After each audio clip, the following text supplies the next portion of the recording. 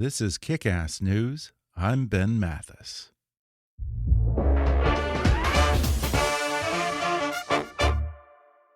Hey folks, before we begin, I want to tell you about a fantastic cause.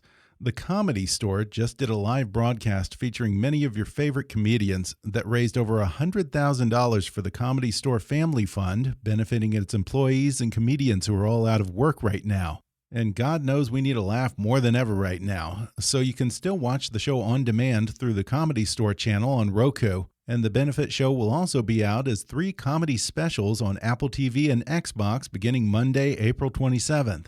The spectacular lineup includes Whitney Cummings, Chris D'Elia, Bobby Lee, Andrew Santino and Tim Dillon, Joey Diaz, Tom Segura, Bert Kreischer and Theo Vaughn, Neil Brennan, Bill Burr, Donnell Rawlings, and special guest Dave Chappelle. And while you're having some laughs, donate by texting TCS Family to 41444. Because comedians are struggling right now, just like everyone else.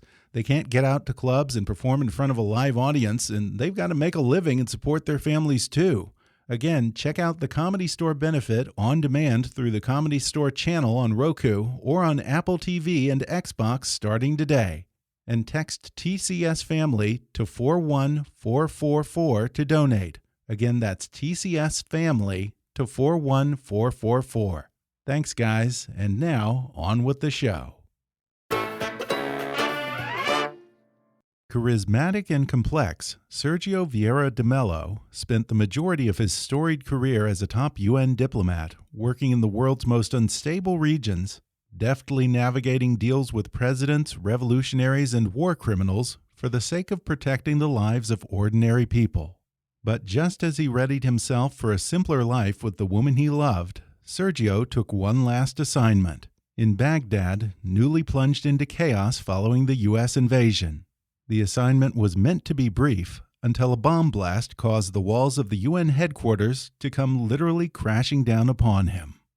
Now, this tragic true story has inspired a new Netflix film called Sergio, starring Brazilian actor Wagner Moura as the late diplomat.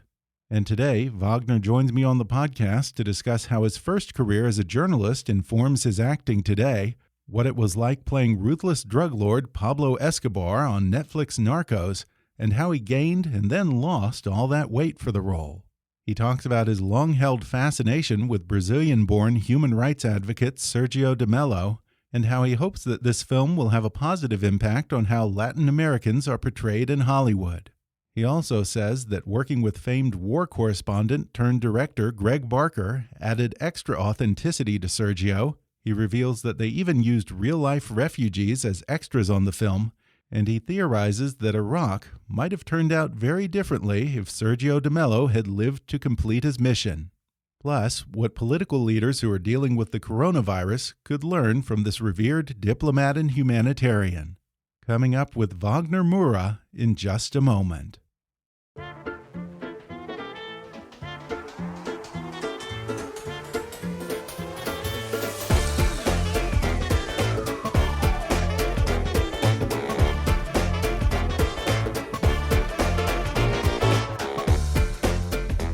Brazilian stage, film, and television actor Wagner Moura is widely considered one of South America's most popular talents. U.S. audiences know him as the notorious Pablo Escobar in Netflix critically acclaimed series Narcos, which garnered both the show and Moura Golden Globe nominations.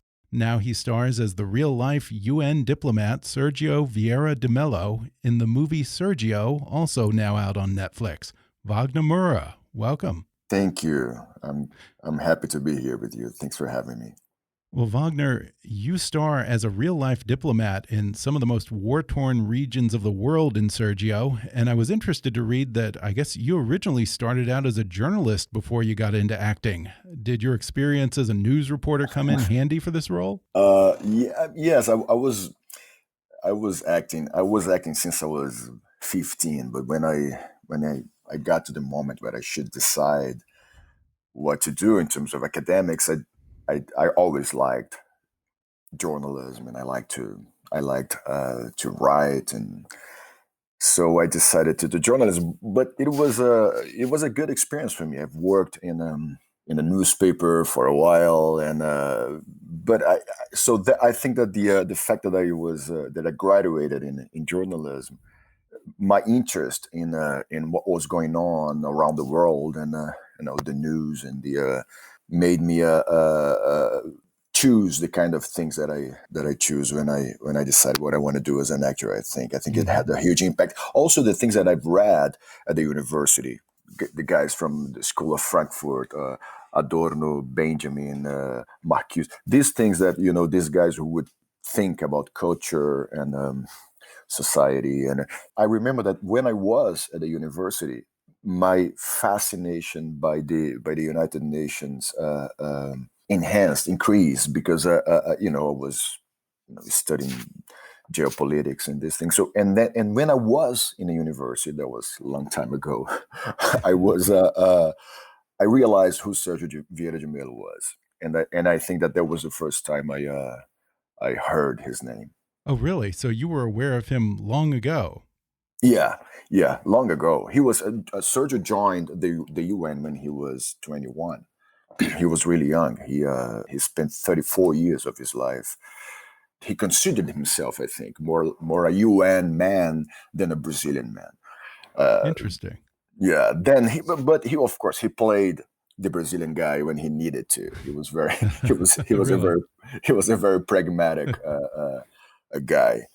But yeah, but he moved to Paris when he was really young, and he joined the Sorbonne. He studied and he graduated in philosophy, and actually he received the highest degree, educational degree, the Sorbonne could give to anyone. But he was a UN person. He was a UN man. He was, and he had this. And though he was, of course, this intellectual, graduated by the Sorbonne as a great philosopher, and he was a man who was formed in the fields of the United Nations Agency Mhm. for Refugees. So he had these two interesting qualities. He could think theoretically, but at the same time he was in the field. He was Mhm. he was a guy who didn't like to be in the offices, and so he was a very unique UN person. Going back to when you were a reporter starting out, what was the strangest or most interesting news story that you ever covered? I mean, I joined. I wanted to be a journalist for, of course, for very romantic reasons. Like I wanted to, to discover something, to investigate, or to find a way to help people's lives, or it was a very romantic point. And immediately when I started working on newspapers and things like that, all that was because the kind of things that I was sent to do were like very simple things, like covering Okay. like neighbors that were fighting and what happened. And so it was it was a big disappointment to me. Yeah. I didn't have the strength to keep going. Yeah. Well, certainly acting is more romantic. Is that part of the reason that you decided to give up journalism for acting? I think so. Like I said, I was acting since I was 15. So Mhm. while I was studying journalism, and while Right. I was working on in the newspapers and things like that, I was at night. I was working on stage.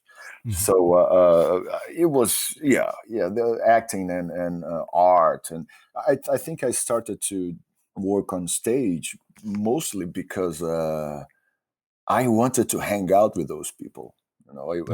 Those were the kind of people that I connect Mhm. with. And I read, I guess I didn't know this, but I read that you're also, in addition to being an actor, you're a musician. You have a band, right? What kind of Yeah, music do you play? but those are different things. I have a band, but I'm not a musician. I think Oh, I can okay. I can play I can Yeah. play instruments. I can play the guitar. I can play you know the drums, and I can play instruments, but I cannot consider myself a musician when I Okay. look at that people that really dedicated their lives to Yeah. learning and studying and music. I can't say that, but I love playing with my band. My band is we have this band since we were teenagers, and we still we keep playing every time I go to Brazil and to my hometown Salvador. We play, and we record things, and then and whenever we make this little gigs and tour in different cities, but that's really rare because Yeah. most of the guys who play Okay. in my band are journalists, Oh, really? Journalists and and one of them musicians, is an huh? accountant. Who does he? Is he the one who has all the best stories? The accountant? Exactly. Well, you have been a big star in Brazil for quite a while before American audiences first saw you on Narcos. But I think that, if I have this right, you have done other films in Hollywood prior to Narcos. What was your first big breaks in terms of crossing over to American film and TV? First film that I did here was a film called Elysium, a film Right. directed by Neil Blomkamp with Matt Damon. There was in 2011, I think 12. I don't remember, Yeah. but yeah, there was the first film that I did here. I have to say, you were just so terrific as Pablo Escobar in Narcos. I was a big fan of that series. And wow, what a nuanced character. I mean, he's both this murderous drug lord, but then in his mind, I guess he sees himself as a hero or a Robin Hood figure. How Yeah, did you get into the headspace or the mentality of playing a person like Escobar? it's interesting because so now playing someone like Sergio de Mello, who was a man with very elevated values, and I've been answering similar questions like so for me Pablo Escobar was not a monster as Sergio Vieira de Mello is not a saint. Hmm. Both are human beings, of course very different persons, but I think the thing is to see them as human, as persons, as something that goes beyond the way they're usually seen. The biggest drug lord in history, or the biggest UN official in history. I think that those labels, they are not helpful for anything, but Hmm. especially for an actor, that cannot, of course, judge what a character does. Yeah, and it was sort of easy for me to almost empathize with Escobar because with your portrayal of him, you really got a sense of how trapped he felt in his world and how he could never let his guard down and could never Yeah. just be happy and satisfied with what he had. He was a prisoner of his own creation. And Yes. one of the things that drove that home for me, and I don't know if anyone's ever asked you about this, but I like to say that you in that role could say more with a grunt or a sigh than most Mhm. actors can say with a whole page of dialogue. Do you know what I'm talking about? Where did you Oh, come up with the signature Escobar sigh? that's a nice compliment. Thank you. Uh, I don't know. I don't know. I think he had this when you got to the place where where a guy like him got, like in terms of Mhm. leadership, and I think there were things that didn't need to be said. Yeah, Mhm. I think so, and I think that I Yeah. like the fact that you could see a lot from the way he looked Yes. at people, and that he didn't need to say anything. I Yeah. like that. I think it's a nice compliment that you made. Thank you. Y- Yeah, and you pulled a Robert De Niro. You actually gained 40 pounds for that role. How did Yeah. you gain so much weight? And more importantly, Oh, how did you drop all that weight when it yeah. was over? That's the important question. Yeah, Because definitely. because gaining weight is the easiest thing in the world. It's just about eating eating eating things that a man my age wasn't supposed to be eating. Okay, right. But getting rid of that's complicated. So what I did was most of all I wanted to get rid of the energy of Pablo. It was Mhm. that wasn't my body, but that wasn't either my energy. So I what I did was I did this vegan diet for a while. Till today, I don't eat meat nor Oh, really? chicken. Yeah, nor Is it chicken. easy to do that in Brazil? I mean, Brazilians love their meat, all Yeah, the I know. churrascarias. How do you do that? Yeah, it's not easy, but I feel good. I feel and I yeah, and this thing about gaining weight is something that I want. I don't want to do it anymore. I Oh think yeah. it's not good at all. It's very bad for your health. Okay, so only skinny rolls from now on. On the skinny roll, exactly, exactly on the Okay. skinny rolls from now on. Well, you're in great shape in this new film, Sergio. Sergio. So yeah, but Sergio was, he was older than I am when he died in the film. The time frame that we chose for the film is the last years of his life. He was already 55. I'm 30. I'm 40, 43. I was 42 when I shot it. And but he was pretty much in shape. He was a guy who took very good care of his physicality. He was Hmm. jogging, and he was a very handsome dude. And How did you first come to this project? for me, like I said, this all began when, for my interest in the UN.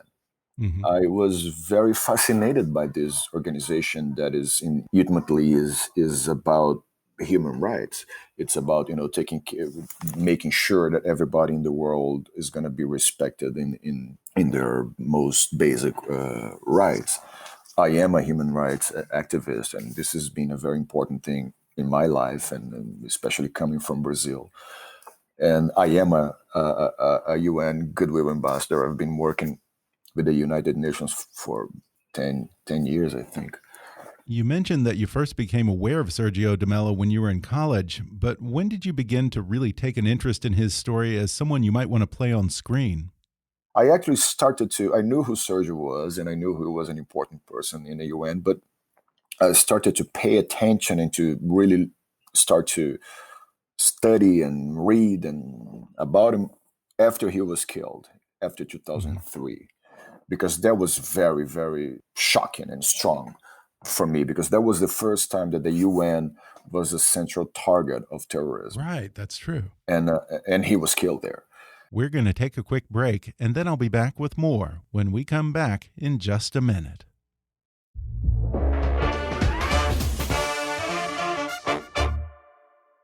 This ad is a warning. Our democracy is under attack from the U.S. Supreme Court. In the middle of a deadly global pandemic, people across Wisconsin were planning on voting absentee to keep themselves and their families safe. But the night before the election, 5 Republican justices on the Supreme Court told thousands of people they would have to choose between risking their lives and forfeiting their right to vote. This Supreme Court favoring Republican interests over our democracy is nothing new. They gutted the Voting Rights Act. They invited billionaires and corporations to spend unlimited amounts trying to influence elections. They gave a green light to gerrymandering, voter ID laws, and voter roll purges. Now, a progressive movement is rising up to fight back. Because it's quite possible the Wisconsin case won't be the last 2020 showdown over voting rights to be settled in the courts. And we simply can't trust this court to put aside partisan views and protect people's right to vote. Our courts are becoming too political. It's time to say enough. Learn more about how you can join the fight by visiting demandjustice.org/kick. That's demandjustice.org/kick. And I also heard that one of the things that drew you to this part was a personal desire to broaden how Latin Americans are portrayed in film and television. Tell us about that. I want to produce more films. I'm one of the producers of this film of Sergio, and I have I really want to produce films here in the U.S. about Latin people, Latinos, but Mhm. films that don't reinforce stereotypes, and especially after playing Pablo Escobar, I think. And Right. so I wanted to bring the example of a Latino, of a Brazilian man Hmm. that that doesn't fit in the stereotypes that the way Latin people have been seen in the Hollywood movies. Hmm. Do you think that sort of these superficial depictions of Latin Americans as, violent Tony Montana, Scarface Mhm. types or Latin lovers sort of deny the depth and humanity of Latin Americans? Yes, yes, definitely, and especially it doesn't represent what this group is in the American society. Hmm. We are a big social group here, and obviously the most subrepresented one. Not only in the Sure. in the amount of characters, but also like you said, in the way that these characters are represented. Well, it's a hell of a meaty and deep role to play. It's a fantastic part for anyone, Latin or non-Latin. We see in this film that Sergio was sort of seen as something of a hero in places like East Timor, and he's meeting with presidents and close friends with Kofi Annan. Was he as well known in his home country of Brazil as he was everywhere else, apparently, around the world? No, not exactly, and that was another reason to make this film. I think I really wanted Sergio to be more acknowledged in Brazil, more known in there, and especially right now where there is a big lack of good representation Hmm. in my country. So yeah, the fact that he is Brazilian, and not only in Brazil, man, I think that the coronavirus crisis is exposing how weak, how the world leaders are being exposed in their mediocrity, in their lack of Hmm. values, of elevated values. And Sergio, like I said, he was a very pragmatic man. He was not a naive dude. He was a very pragmatic person, even in the way he saw human rights. But everything that he did in his life was led by very, very elevated values. And if I could Hmm. summarize what this film is about, I would say that this film is about Sergio's biggest quality, which was empathy. The ability of looking at people as people and not as Hmm. statistics or numbers. And I think this is something that lacks a lot nowadays.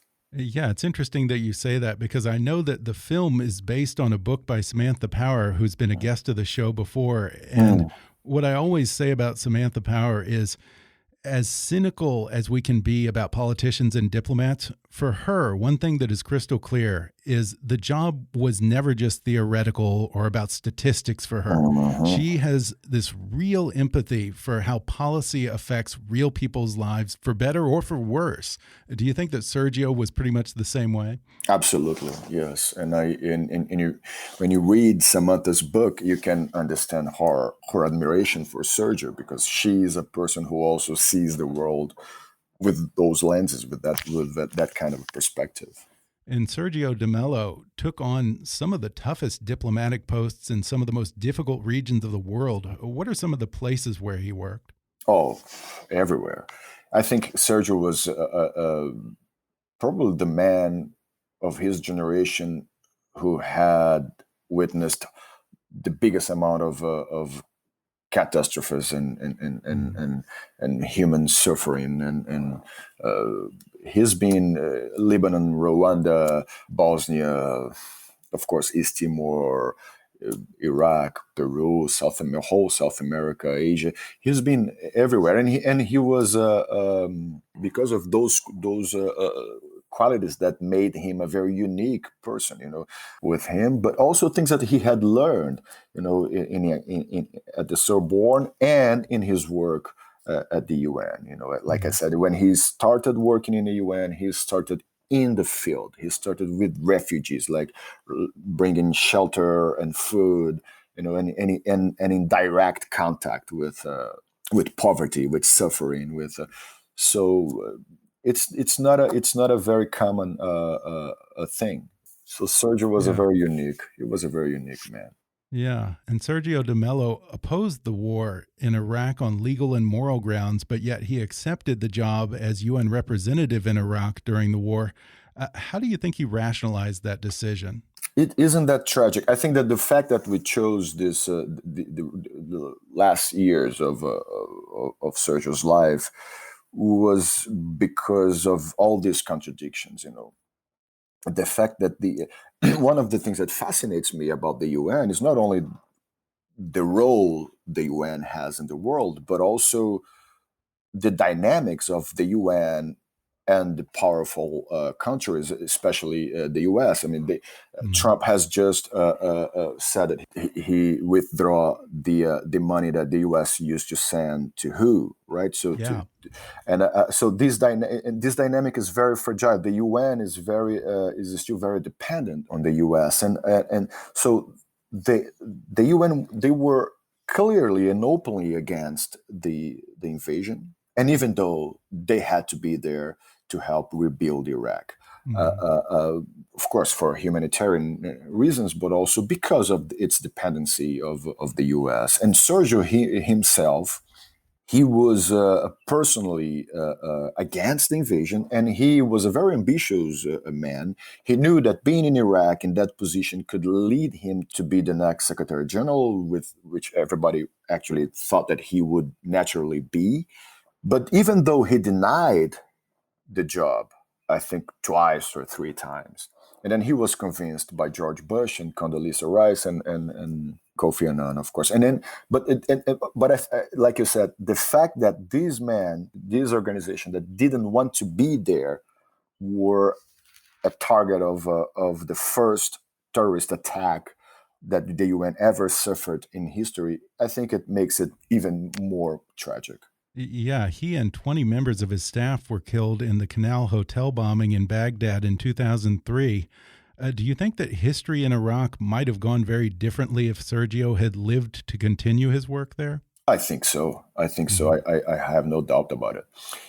And there's another big contradiction in all that. Sergio was, when he went to Iraq, when he was sent to Iraq, the UN High Commissioner for Human Rights. And when he got there, of course, he understood all the coalition were all the violations that they were doing in concerning human rights were very explicit. So all this was another big contradiction. The Canal Hotel bombing changed the way the UN operated in the world. Forever, and of course, Sergio's legacy is a legacy of diplomacy that you don't see anymore. You don't see, considering the geopolitics nowadays. It's something that's not, when you see countries blaming other countries for the coronavirus, or Right. or the other day I was watching an interview of a former Brazilian foreign policies minister, the chancellor of Brazilian foreign policies. He worked under Lula, and the way he was speaking was so it made me feel so nostalgic of a time where high values led these kind of conversations.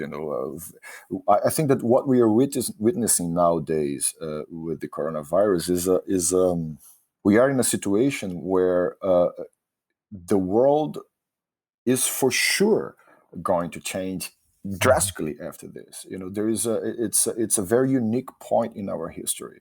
Yeah. In my personal opinion, I think it's obvious that we are witnessing a strong crisis of capitalism itself. We don't know yet what this is going to be after but for sure it's going to be a post-capitalism, capitalism that can become either a post-capitalism where societies are going to go into a more fair way, or the opposite. Because for sure this crisis is going to raise a lot inequality, in the world. And so it's the one of the anguishes of living this moment is not to know exactly in which direction the world is going to go, but for sure this is going to change. Yeah. And I think that Sergio and like I said, this minister of foreign relationships, they were part of a moment in history where we were really, I think that we were going into a very interesting direction. If you believe that fairness and social justice and respecting human rights and respecting and believing in climate change and believing in science and believing in culture, if all that is considered utopic, we were going into that in that direction. And I think that we took the opposite path very quickly. And I think that this crisis is coming to make us think, meditate, and reflect over all this. Yeah, I certainly think that we could stand to see a lot more of the kind of empathy that Sergio showed from our political leaders as the world copes with the coronavirus. I have to mention the director of this film is Greg Barker, another person who has been a good guest of the show. Greg is very well known as a documentary filmmaker and also spent time working as a war correspondent. Do you think his experience in war zones added an extra layer of realism to this film? I think so. I think more than that, I think that Greg and, of course, Samantha Power, they knew so much about Sergio and about geopolitics and about, that specific time frame that we chose to make the film about. I always felt very safe with Greg's knowledge of all that particular part of history. Yeah, prior to this, Greg had made an excellent documentary about Sergio de Mello. Did you watch his documentary before you took on this role? Many times. Really? Yeah, many times. And also, Greg gave us all the footage that he didn't use in the doc that he had to leave outside the doc. He gave it to us. So it was we had a lot of material about Sergio Hmm. and about Iraq and the occupation.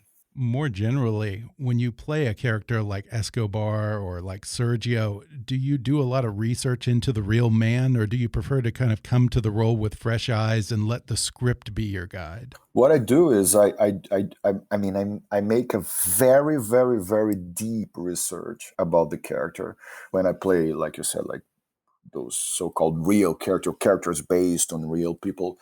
I make a very deep research. I basically read and watch everything about this person as a researcher, and then I go to a second phase where I forget about everything that I've read or seen, and then create my own version of that character. Interesting. I see the character with my own eyes. I connect my feelings with that character. Because this is I'm not Sergio, I'm not Pablo. There are things that you have to. For example, I don't know what Sergio felt when he was under the rubble, but I can put myself in that position and think, what would I think? What would I feel if I was there? Of course. So the amount of things that I've read and studied about him make me kind of behave and talk like him, and because it's so under my skin that it's in there. Right? It doesn't go through the path of imitation, but it comes from a deeper perspective. But at the same time, this is sort of a mix between the character and myself, and how I see him, and how I see the world, and how I see the world he was in. Well, you shot this film on three different continents. Did that make for a pretty grueling production schedule? That was one of the greatest thing about this film, because we were making a film about a UN guy. And for me, it was very, very important to have, of course, not only different landscapes, but different locations, but different flavors and different actors and different accents and different. So we have actors from all around the world, like, as a film about a UN person should be. Ana de Armas is from Cuba. Clement Schick is from Germany. Brian is from Ireland. We have actors from Angola, from Iraq, from Jordan, from Thailand. I think that was a very important thing for the film, to have Hmm. different ethnicities, different accents, different people in that film, including extras, because we used one of the beautiful things for me, the most emotional parts of the film is when all the scenes in East Timor were scenes that we shot in Thailand, but we brought Timorese from East Timor to be in those scenes.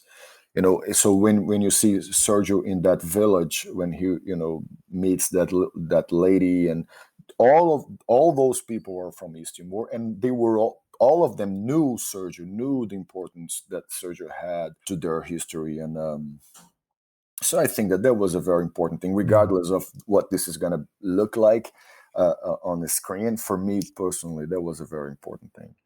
Yeah, I was fascinated to read that all of the extras used in the Iraq scenes were actual Iraqi and Syrian refugees, and the Hmm. scenes that were shot in Thailand and supposed to be in East Timor used many extras who were from East Timor and Hmm. had actually experienced what you were filming.